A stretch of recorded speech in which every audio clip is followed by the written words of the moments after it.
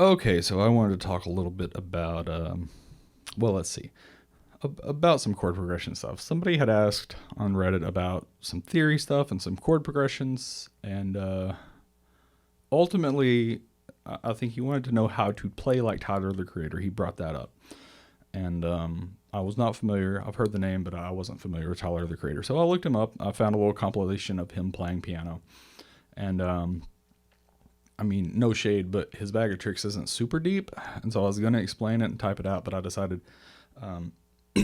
I can just explain like at the keyboard, and it might be easier.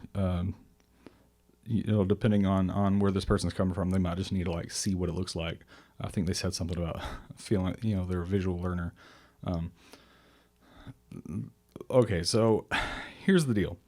Mostly it's about playing parallel. Well, okay. The sound he's getting is a very lo-fi hip-hop sound, fundamentally. And to get that sound, you want parallel major seventh chords, mostly. So if I was in C major, I'll just think in C major. So the one chord, C, major 7, C, E, G, B. And then the 4 chord, which is F. So if I was spelling F, A, C, E, so there's my 4 chord. And the thing is, beyond that, you can add a ninth to basically every 7th chord in that kind of situation, and it works. So to add a ninth to that, especially in a white key, it's kind of easy. You just move your hand to where you're starting this little shape from the third. So if you can get to the third of whatever that chord is, so from here, instead of spelling it here from C, I'm spelling it from E, and instead of spelling from F, I'm spelling from A. So you get that slightly more floaty, ethereal sound. And I'm jumping back and forth, but optimally, you would not want to. I think that Tyler the Creator is mostly jumping his hands back and forth. But you could get like this same thing. Instead of trying to play jumping down here, you get some better, smoother voice leading by having this hand move less.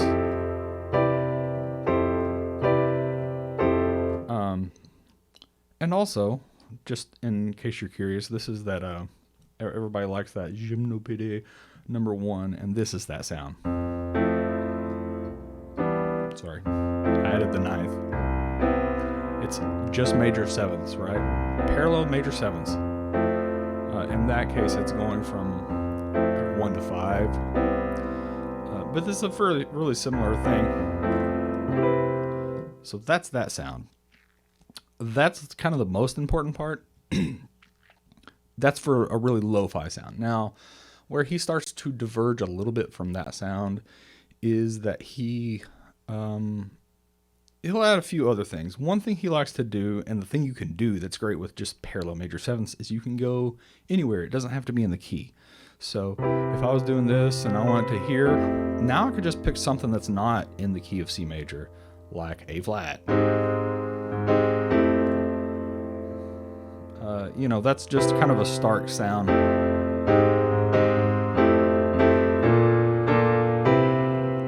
I went to the B flat major.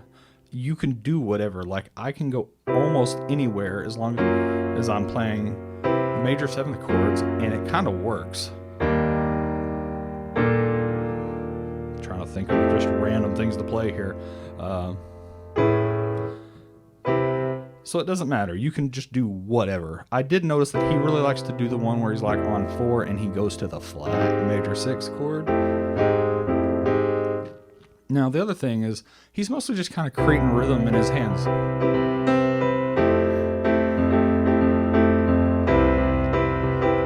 And occasionally he likes to mess with this harmonic rhythm because this has a really good 4 feel.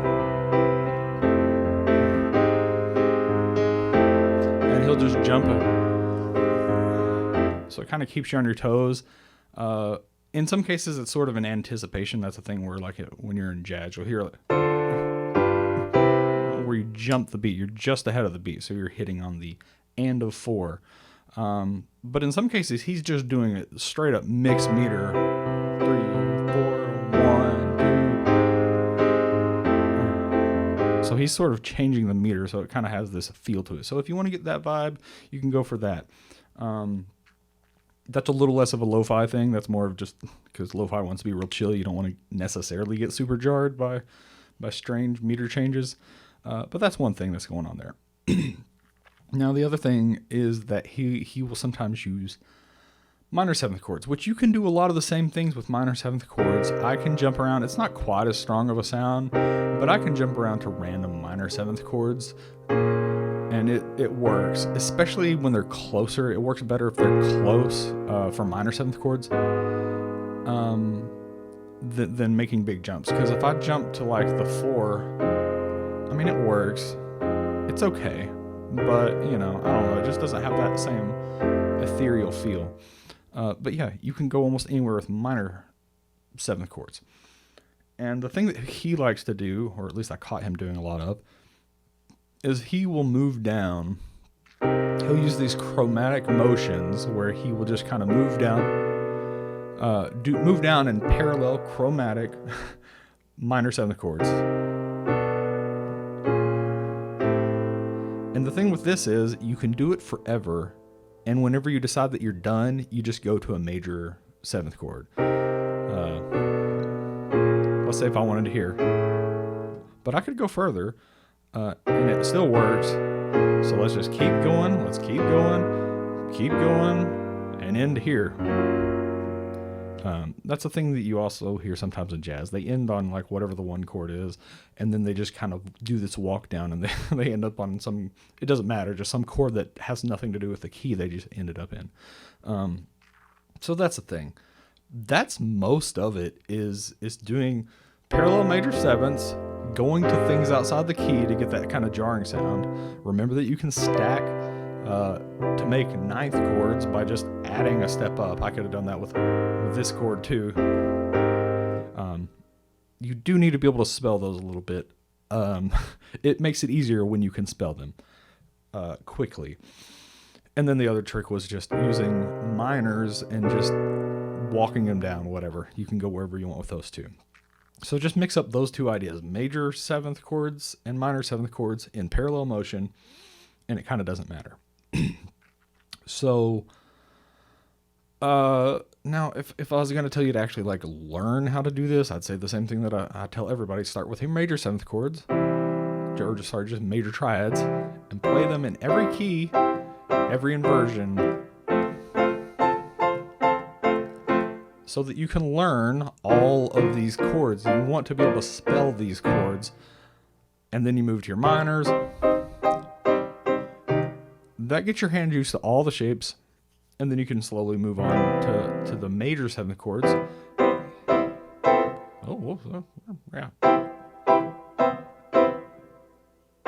Yeah. And then minor seventh chords in all your inversions and on all the keys. So the benefit to that is that you're not trapped in kind of what I was hearing a lot of with him, where he has kind of this one shape. Like I mentioned about, you could do this, or you could make this smoother voice leading. He doesn't do nearly as much of that. I think his hands are jumping around a lot. I couldn't always see them, but I think he just jumps his hands sharply between these positions, so he can just make these shapes and move.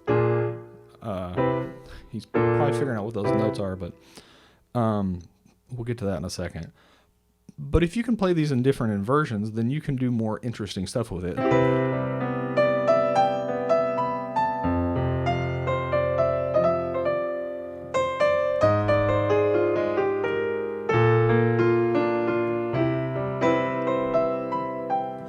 That requires you to actually be able to really spell those chords and know what's going on.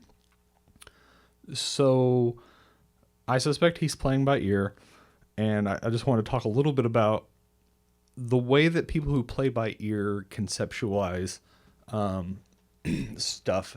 And it has big benefits, honestly, just depending on your goals. And I've worked with a lot of like black gospel pianists, and they don't read, some of them, and they play amazingly by ear. the thing is, they usually play in only 2 keys. I had to sort of like reverse engineer, like, what is going on? How do they play with all this crazy, incredible chromaticism? Because from my standpoint, that's like hard. Like, it takes brain power to be able to spell your chords in every key. Well, they don't have to. So they'll usually pick, let's just say I was in C major. If they were playing in C major and they want this whatever sound, and they wanted to go to, say, to their 5 chord, and they wanted this sound, they don't need to know that that is the flat 9. They don't need to know that. Now, I need to know that, because if I was going to play this in the key of F, well, I need to be able to know, well, what's the flat 9 of C, because that's the 5 in this chord, or in this key, and I need to know the flat 9 in every key, and that's kind of a lot of heavy lifting. But what I noticed that most of what they're doing is they just know how it feels. So they just know they could play 5, or they could do this and just move this one finger, and that finger moving that way chromatically, just up or down a half step, it sounds a certain way, it feels a certain way. So if they want that feel, they know what that feel sounds like, and so they just do it. Or if they want the sharp 5, they know how to do that. If they wanted to add, whatever, the 13, they know what it feels like to do that. And they only have to know it for one key, basically based on a shape. So they might learn this progression and that very specific voicing of these chords in order. They're not learning them, like the way that I would think about it, where you'd learn them, where you can move it around to anywhere on the keyboard. They just have this one spot, and because they have this one spot, they just have to change that one note to get the sound that they want. And usually they do this in 2 keys. They usually play in 2 keys, mostly because if you only play in 1 key, there will be singers you will have trouble accompanying. So if you can play in 2 keys, usually a 4th, 5th apart, so like C and F, then you're only adding like 1 extra note. Because if I'm playing an F, there's only 1 extra black key compared to C major. So the feel doesn't change very much. The other one that's really common is you'll see them play in F sharp and D flat, D sharp, C sharp, whichever you want to think of it as, C sharp, D flat. So they'll play in those because, once again, they're 5th apart. And the thing about black keys is that they're actually easier under your hands. They feel good. People who read a lot don't spend a lot of time in those keys, so they feel uncomfortable to them, and they don't read those a lot. I don't see them written very often, but when I played a lot more of this kind of stuff, I just played in all the keys and I practiced all the keys, and so they don't feel as uncomfortable to me. I'm a little rustier on it than I used to be, but it doesn't feel different. It doesn't feel worse to play in these keys. And the thing is, you can feel where these are at. If you're playing all in C major, you can't find the notes just under your hands quickly, but you can feel that. You can feel it really well with black keys because they're just tactile. There's more topography to those. But anyway, so that's usually what ends up happening. They pick one of these 2 keys, and then all they have to know is, what is this finger moving half step this way or that way? What impact does that have? And I don't know, maybe for doing this kind of stuff, you could think of it that way. That's crazy to me to think of it that way. It's hard now, but I understand. Like, that's because I already have my bias of having learned it a certain way. But you could think of it as, okay, if you wanted to get this sound, where he's doing the little parallel minors descending, parallel minor 7ths, you could just think, I'm moving a half step down for every single note. I'm just moving to the next key to the left. It's hard because there's a mix of white and black keys. So you have to be really dealing with that. Like when I get here, I'm not moving to a black key in this finger next. I'm moving to a white key. So it's not always the same pattern. The pattern changes because of those spots. that's crazy to me to think of it that way, because in my head, I'm literally just, even as I'm talking, I can spell these chords in my head, and I know what notes are in all of these chords. Keep going down. So that's why it would be useful to be able to spell these, but you could take a different approach and you could just kind of learn the shapes in one key, and then you kind of have all the tools. I didn't pay attention to see if he was only playing in one key.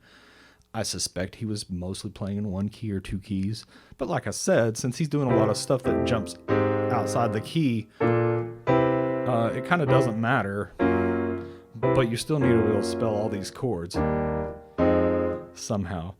Or you just slowly add to your repertoire. You could just learn these two shapes and get used to these, and then you could just add one and just spend time improvising with these shapes, and then decide, okay, I want to add that one. So then you just memorize this shape,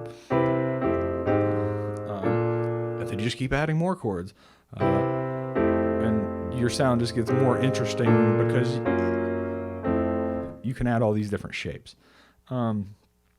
That's not the approach that I would take, but I get that some people are hobbyists and they want to take a very different approach to playing a very specific style in a specific way. So if that's the way you want to approach that, that's what I would say, is just learn these shapes to start with, and then just add more. So you can, if you want to, you just, okay, I've learned these major sevenths or major nines. You should be able to play them both ways. I would say that at least. And then when you're comfortable with those in your hands, get on the internet and look up, okay, how do I spell, pick a note, A flat, major 9. And then you just do that, and you just add that to your vocabulary, and then just pick another note. And then eventually you've learned how to use and how they sound in relation to each other. All of these major seventh, ninth chords. You can always add a ninth to a seventh, basically. Then you can do it with minors, do the same thing, and just add a little bit more to your vocabulary, and just keep going from there. Anyway, hopefully that was helpful. I'm not sure if it was, but yeah, I just felt like tossing that out there.